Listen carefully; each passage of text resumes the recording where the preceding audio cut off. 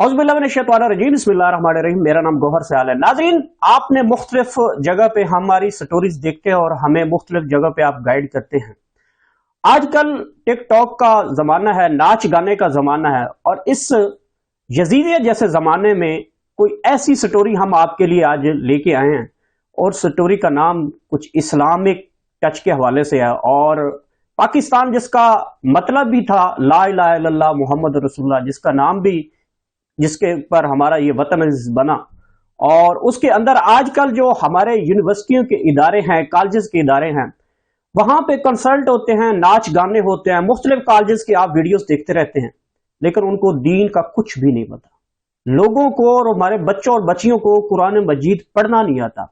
मैंने कुछ गुज़िश्ता इंटरव्यूज किए कुछ लोगों से, क्योंकि यूथ थी खासकर, उनको नबी पाक सल्लल्लाहु अलैहि वसल्लम का पूरा नाम नहीं आता था, नबी पाक के वालिद गिरामी का नाम नहीं आता था, नबी पाक की वालदा माइदा का नाम नहीं आता था।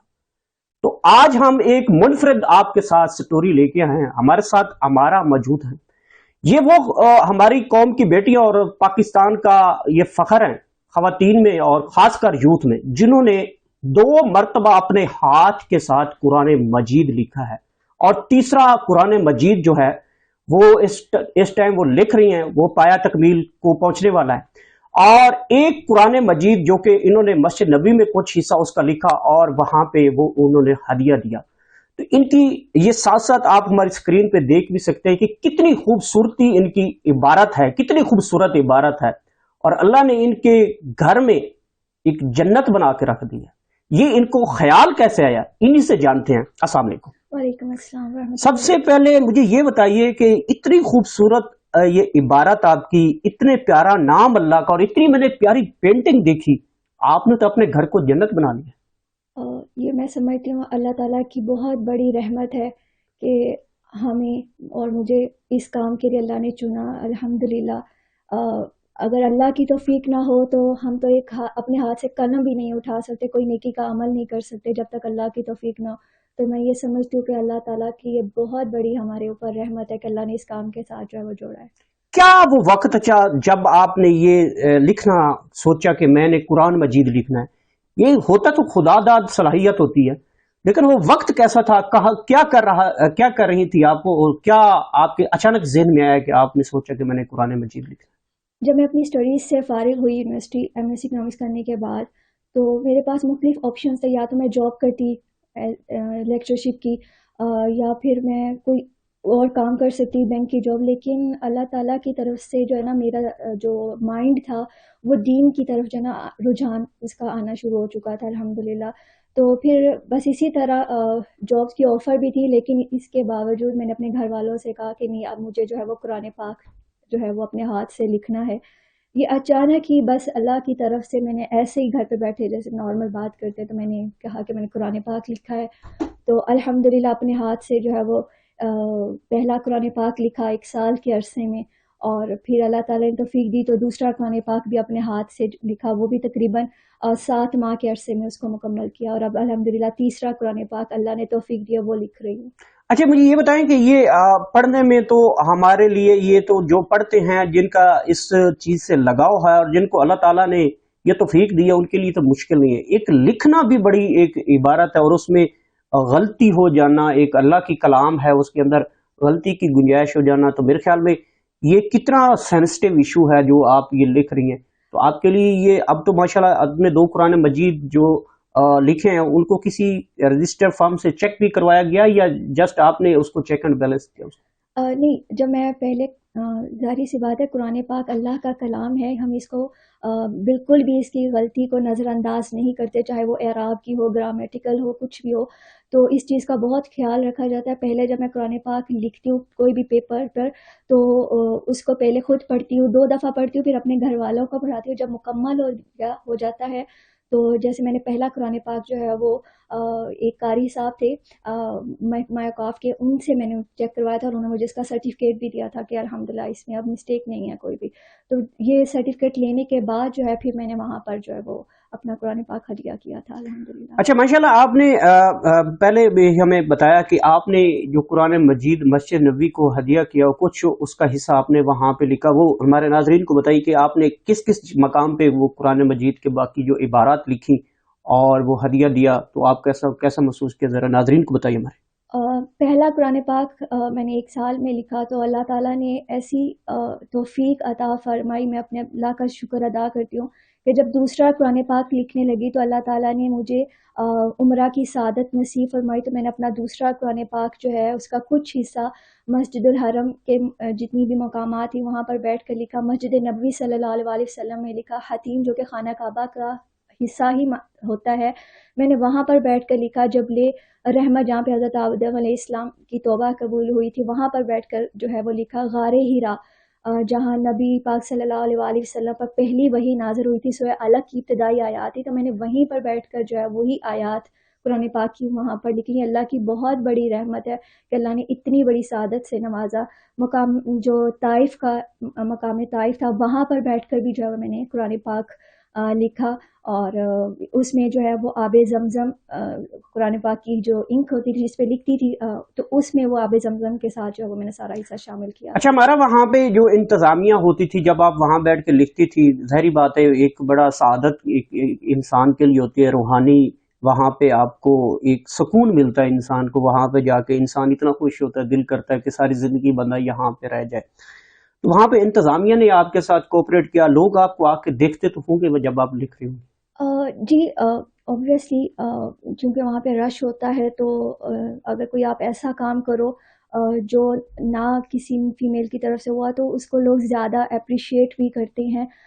جب میں نے لیکن میری حتی الامکان کوشش یہ ہوتی تھی کہ میں اس جگہ پر بیٹھ کر لکھوں جہاں پہ رش نہ ہو، تاکہ یہ نمائش والا معاملہ نہ ہو، تو اس لیے میں چھپ کر لکھنے کی زیادہ کوشش کرتی تھی الحمدللہ۔ اچھا ماشاءاللہ، یہ آپ اب تیسرا قرآن مجید جو آپ لکھ رہی ہیں، اور میں نے آپ کی یہ عبارات دیکھی اور میرا تو ایک دم دیکھ کے ایسا لگتا ہے کہ جیسے واقعی وہ سحر سا طاری ہو جاتا ہے انسان کے اوپر۔ ناظرین، یہ جو عبارات آپ کی سکرین پہ اس ٹائم چل رہی ہے، یہ دیکھیں، ان کی امارہ کی یہ پینٹنگ کی ہوئی یہ ساری چیزیں ہیں، اور یہ ایک بڑا میرے خیال میں بہت ہی زیادہ میں سمجھتا ہوں کہ عقل مندی اور بڑا سینسٹیو ایک آپ کی عبارت ہے، اور اس کے اندر آپ نے اپنے مائنڈ کو کس طرح کرنا، یہ ایک خداداد صلاحیت ہے، اور اللہ تعالیٰ ان جیسی بیٹیوں سے اگر پاکستان کو نوازتا اور ہمارے معاشرے کو نوازتا تو میرے خیال میں اللہ پاک کی ایک بڑی خاص رحمت ہے، اور خاص کر ان کے گھر میں جو ان کے والدین ہیں، ان کی تربیت یہاں پہ جو عیاں ہوتی ہے کہ انہوں نے اپنے بچوں کی کس طرح، لوگوں کی بچیاں دیکھیں آج کل ٹک ٹاکس پہ باہر نہیں آتی، سوشل میڈیا کے اوپر اتنی ویلگیرٹی ہوتی ہے کہ ان کا سارا دن یوتھ ہماری یہ کوئی دیکھتی ہے۔ کچھ ایسا کر جو کہ دنیا آپ کے لیے بھی ترسے اور آپ آخرت بھی سنوار جو، کہ امارا سے سیکھیں۔ امارا، بتائیے کہ آپ اب مزید اس چیز کو زیادہ پروموٹ کر کے یہ ساری چیزیں کرنے کے بعد اگلا کیا سٹیپ کرنا چاہتے ہیں؟ جیسے کہ آپ نے اپنی بات میں ہی بتایا کہ ہمارے معاشرے میں جو ہے وہ رجحان اسلام کی طرف اتنا نہیں رہ گیا، آنے والی یہ جو ہماری جنریشن ہے، تو اسی طرح جیسے میں اکثر میری نظر سے جو ہے وہ ایسی ویڈیوز گزرتی ہیں جس میں ہماری مسلمان بہنیں جو ہیں بنا نقاب کے جو ہے وہ اس طرح کے اللہ بس بچائے، تو میں یہ چاہتی ہوں کہ یہ جو اسلام کا علم ہے، یہ خوبصورت جو اللہ تعالیٰ نے ہمیں اور ہمارے پیارے نبی صلی اللہ علیہ وسلم کہا کہ یہی کامیابی کا راستہ ہے، کوئی اور راستہ نہیں ہے، تو وہ جتنے بھی دوسرے راستے ہیں وہ وقتی طور پر ایک آپ کو خوشنمائی دیتے ہیں، خوش دلی دیتے ہیں، لیکن اصل میں جو کامیابی ہے جو دنیا اور آخرت کے، وہ قرآن ہے، وہ اسلام ہے۔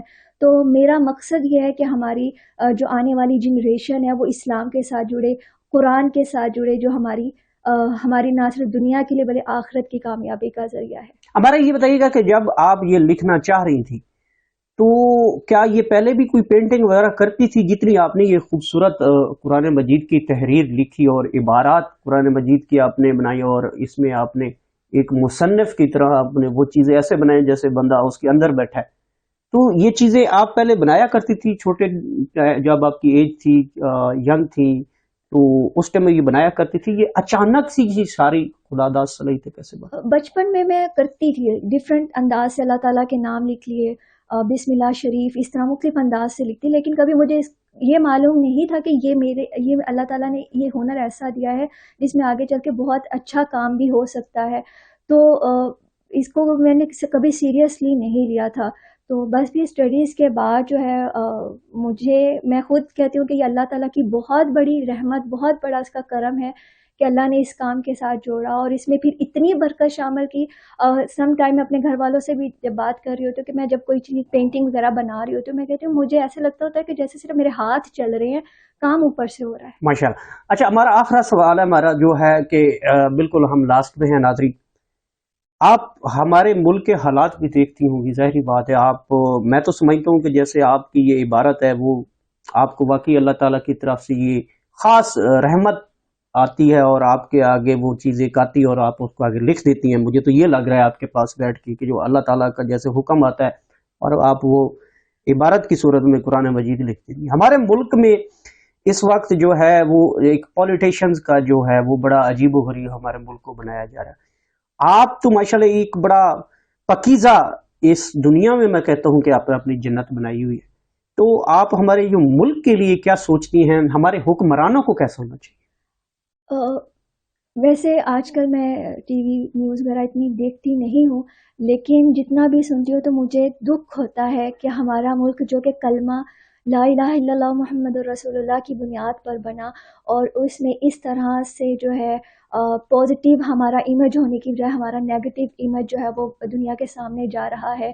تو میں دل سے دعا کرتی ہوں کہ اللہ تعالیٰ ہمارے ملک میں وہ تمام پازیٹیوٹی لوگوں کے اندر بھی، حکمرانوں کے اندر بھی پیدا کریں کہ یہ جو دنیا کی چیزیں ہیں نا، یہ دنیا میں ہی رہ جانے، چاہے وہ کرسی ہے، حکومت ہے، کچھ بھی.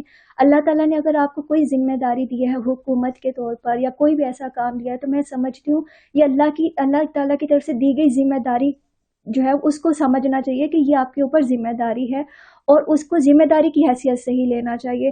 تو یہ تو بس ہماری یہ جتنے بھی لیڈرز ہیں یہ ہمارے لیے جو ہیں وہ عام عوام کے لیے سوری میں بس کر سکتی ہوں. ہاں ٹھیک ہے، چل میں بات کوئی اور کرنا چاہ رہی تھی. تو ایکچولی میں جتنے بھی ہمارے آج لیڈرز ہیں میں ان کو صرف یہی کہوں گی کہ آپ ہمارے لیے رول ماڈل ہیں. تو اگر آپ لوگ اس طرح سے کریں گے تو ہماری نسل جو ہے وہ کیا سیکھے گی؟ وہ نیگیٹیوٹی ہی لے گی اور نیگیٹیوٹی کو ہی پروموٹ کرے گی. تو ہمیں جو ہے وہ ہر کام کو اپنے ملک کے فائدے کے لیے سوچنا چاہیے کہ جو ہمارے ملک کے لیے بہتر ہے. ہمیں تو لیڈ کرنا چاہیے دنیا میں، بجائے اس کے کہ ہم کرسی کی جنگ میں لڑ رہے ہیں. بہت شکریہ. ہمارا دیکھیں ناظرین، آج کل کی جو ہماری یوتھ ہے خاص کر ان کے لیے میسج ہے. آپ ٹک ٹاکس بناتے ہیں، آپ ویلگیرٹی اتنی دکھا رہے ہیں سوشل میڈیا پہ. اب گھر میں آپ کسی بھی فیملی میں چلے جائیں تو ہر موبائل کے اوپر ٹک ٹاکس اور اس میں ناچ گانے کی، آپ جہاں پہ وہ اسلام کا قلعہ سمجھا جاتا تھا پاکستان کو، اور لا الہ الا اللہ کی بنیاد پہ ہم نے اس ملک کو حاصل کیا. اور آج ہماری یوتھ جو ہے یونیورسٹیز میں MA کر کے PhD لوگوں کو بھی شاید میرے خیال میں جہاں تک میری چھوٹی موٹی ریسرچ ہے، کچھ لوگوں کو قرآن مجید سیدھی طرح پڑھنا نہیں آتا، ان کو اسلام کا کچھ بھی نہیں پتا. آپ اتنی ڈگریاں کر کے کہاں لے جاؤ گے؟ آخرت بھی تو ہے، اللہ بھی ہے، حساب بھی ہے، قبر بھی ہے. تو یہ کیسے آپ امتحانات پاس کریں گے؟ یہ ہماری بچی ہمارا اس سے سیکھیں. ہمارے بچوں کو ایسے پلیٹ فارم مہیا کی جائیں، حکومت کی جانب سے ایسے پلیٹ فارم مہیا کیجیے جس کے لیے عمران خان بھی بعض اوقات کہتے رہتے ہیں، ہو تو وہ دکھائی نہیں دیتا. اسلاموفوبیا کے اوپر ان کی بڑی ایک جو ہے آواز ہے اس کو اٹھایا گیا اور خاص کر جو ہے اس کے اوپر سراہا گیا یونین کی قومی اسمبلی جو ہے اقوام متحدہ کی، تو اس کے اندر بھی یہ آواز اٹھائی گئی اسلاموفوبیا کے حوالے سے. تو ہمارے بچوں میں جو ناچ گانے والی ویڈیوز ہیں وہ کب تک آپ لوگوں کو دکھائیں گے؟ جب تک وہ ویڈیوز چلتی رہیں گی نا ناچ گانے کے اوپر، خدا کی قسم اللہ آپ کو معاف کر دے تو ایک الگ بات ہے، ورنہ آپ کے جو گناہ اور بدیاں جو ہیں وہ لکھی جائیں گی. اگر آپ ایک عبارت اپنی اس مشل راہ کے لیے اور اس دنیا کے اوپر اپنی ایک مثال چھوڑ جاتے ہو تو یہ قیامت تک آپ کی جو ہے نیکیاں آپ کے خاندان کو اس دنیا میں جنت میں لے کے جا سکتی ہیں. اجازت دیجیے، اعلیٰ